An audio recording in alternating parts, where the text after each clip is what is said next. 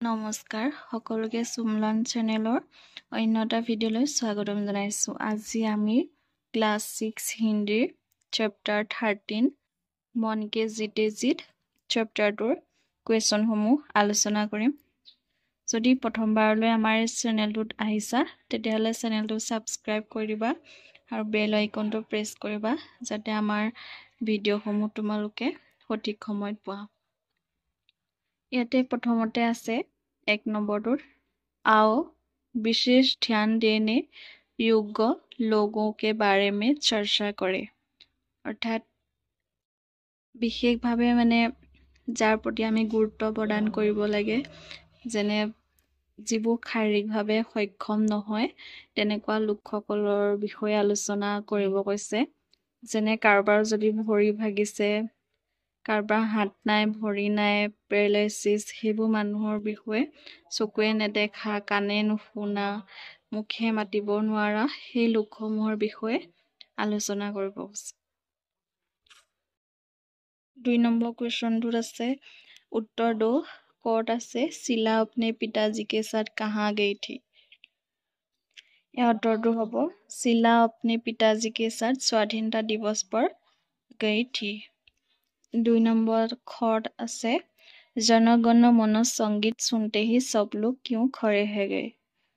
उत्तर होगा जनगण मन संगीत सुनते ही सब लोग राष्ट्रीय संगीत की सम्मान में खड़े हो गए। ग शिला को कौन सा गीत बहुत पसंद आया। शिलार कोनটো गीत আটাইতকৈ ভাল লাগিছিল। एंसर होगा शिला को सारे जहां से अच्छा हिंदुस्तान हमारा गीत बहुत पसंद आया। घ शिला को क्यों आनंद मिला। शिला क्यों आनंद लाभ কৰিছিল সুধিছে। उत्तर होगा तरह तरह के नृत्य देखकर और गाना सुनकर शिला को बहुत आनंद मिला। नेक्स्ट क्वेश्चन सूरदास कौन थे। उत्तर होगा सूरदास एक महान कवि थे। प्रथम जोसेफ क्या करते हैं। उत्तर होगा जोसेफ महाविद्यालय में अध्यापक का काम करते हैं। এতিয়া আমি 3 নম্বৰলৈ আহোঁ। आओ ৰেখাংকিত অক্ষरों को তৰ্কৰ দেখে। অৰ্থাৎ তলত শব্দ দিয়া আছে, শব্দটোৰ তলত যিকোনো এটা শব্দৰ তলত ৰেখা অংকন কৰি থোৱা আছে, সেই ৰেখা অংকন কৰি থোৱা শব্দটো ভাঙিব আছে। ইয়াতে প্ৰথমটো দিয়াই আছে, দ্বিতীয়টো হ'ব খযোগ্য শিষ্য, প্ৰমুখটোত প্ৰটোত দিয়া আছে পযোগ ৰ, এইফালে সাহিত্যটোত তযোগীয় ত, স্কুলটোত স্কু, সযোগ ক, বিশ্বাসটোত সযোগ ৱ। 4 নম্বৰটো দিয়া আছে आओ जानकारी प्राप्त करे। অৰ্থাৎ ইয়াতে আমি ইনফৰমেশ্যন পাম। দৃষ্টিহীন লোক কেছে পঢ়তে হে। দৃষ্টিহীন লোক কেনেকৈ পঢ়ে তাৰ বিষয়ে আমি জ্ঞান লাভ কৰিম। দৃষ্টিহীন লোগों के लिए प्रयुक्त लिपि ब्रेल लिपि है। দৃষ্টিহীন লোকৰ বাবে যিটো লিপি ব্যৱহাৰ হয় সেইটো হৈছে ব্ৰেল লিপি। यह लिपि हाथ के स्पर्श से पढ़ी जाती है। এই লিপিটো हाथर स्पर्शৰ দ্বাৰা পঢ়িব পাৰি। फ्रांस के रहने वाले लुई ब्रेल इसके जनक है। फ्रांसर लुई ब्रेल ইয়াৰ উদ্ভাৱনকৰ্তা। ইয়াতে 5 নম্বৰ দিয়া আছে आओ हिंदी के कुछ प्रमुख कवि कवियत्रियों के नाम जाने। হিন্দীৰ উল্লেখযোগ্য কবি কবিয়ত্ৰীসমূহৰ নাম কেইটামান দিয়া আছে, যেনে মীৰাবাই, কবিৰ দাস, তুলসী দাস, জায়শ্ৰী, মহাদেৱী বৰ্মা, জয়শংকৰ প্ৰসাদ, মৈথিলী চৰণ গুপ্ত, এনেদৰে নাম দিয়া আছে, তোমালোকে পঢ়ি ল'বা। এতিয়া আমি 6 নম্বৰত আহোঁ। ইয়াতে দিয়া আছে কিসনে কাহা লিখো।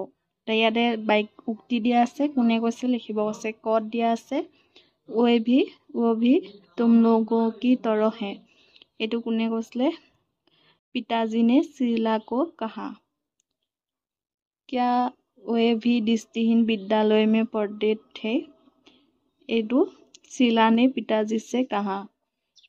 ग दिया से वो कानों में सुनने की मशीन लगाया करता था। एटू पिताजी ने सिला को कहा। एने 7 নম্বৰ আছে उत्तर लिखो। प्रथमते আছে ऐसे सभी बच्चे तुम लोगों के विद्यालय में ही पढ़ सकते हैं। यहाँ ऐसे सभी बच्चे किन्हें कहा गया है। उत्तर होगा ऐसे सभी बच्चे तुम लोगों के विद्यालय में ही पढ़ सकते हैं। यहाँ ऐसे सभी बच्चे उन्हें कहा गया है जो कानों से कम सुनते हैं, आंखों से कम देखते हैं, ठीक से बोल नहीं पाते हैं और अच्छी तरह चल नहीं पाते हैं। नेक्स्ट दिया से सभी बच्चों की पढ़ाई लिखाई के बारे में पिताजी ने क्या कहा। उत्तर होगा सभी बच्चों की पढ़ाई लिखाई के बारे में पिताजी ने कहा कि आजकल सभी प्रकार के विद्यार्थियों को एक साथ ही विद्यालय में पढ़ने की व्यवस्था की जा रही है। ग नंबर क्वेश्चन दृष्टिहीन सूर्यदास जी महान कवि कैसे बने। उत्तर होगा दृष्टिहीन सूर्यदास जी अपने साधना और लगन के बल पर महान कवि बने। नेक्स्ट क्वेश्चन विशेष ध्यान देने योग्य व्यक्ति कौन कौन हो सकते हैं। याते विशेष टू स्पेलिंग टू भूल होइसे तुमालोके खुतराय लबा। एन्सार होबो विशेष ध्यान देने योग्य व्यक्ति है कानों से कम सुनने वाले, आंखों से कम देखने वाले, ठीक से बोल नहीं पाने वाले और अच्छी तरह चल नहीं पाने वाले। याते 8 नंबर আছে विशेष ध्यान देने योग्य व्यक्ति के अधिकार क्या क्या है। यह आंसर होगा विशेष ध्यान देने योग्य व्यक्ति के अधिकार है समानता का अधिकार, शिक्षा और पहुंच का अधिकार, नियोजन का अधिकार, आराम और सुरक्षा का अधिकार, समाज से सहयोगिता का अधिकार। नेक्स्ट আছে आओ समझ ले हमें बुझी लो। वह बहुत ही अनुभवी था। याते तुम्हारा व्याकरण शिकिब दिसो। वह बहुत अनुभवी था तुम्हारा अनुमान ठीक है। इन वाक्यों में था और है से किसी काम के करने या होने का बोध होता है। एक क्रिया के रूप है अर्थात था और है एटू की होइसे कोनबा काम কৰি থকা বা কৰি যোৱা মানে बोध হয় हे कारणे एटू क्रिया रूप হয়। 10 নম্বৰ আছে आओ स्वर पढ़े।